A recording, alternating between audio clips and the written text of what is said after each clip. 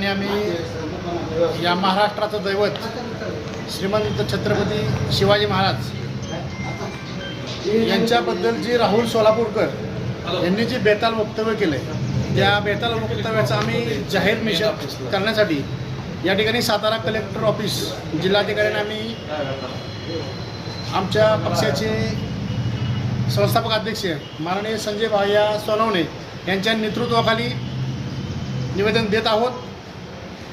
निवेदन देण्याचं कारण एवढंच, अशी जी काही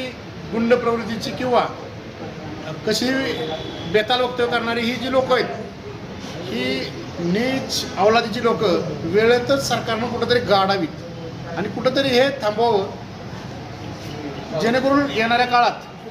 किंवा येणाऱ्या दिवसामध्ये अशा विटंबना होणार नाही. त्यामुळे एखाद्यावर जर कडक कारवाई झाली तर दुसरा काहीतरी नोंद घेऊ शकतो. म्हणून आम्ही आज शांततेत एक निवेदन देतोय आणि येणाऱ्या काळात नक्कीच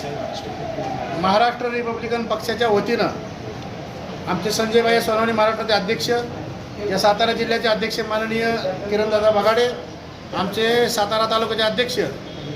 शेखर आडागळे, आमचे उपाध्यक्ष किरण जाधव, सातारा शहराचे शहराध्यक्ष अजय अवताडे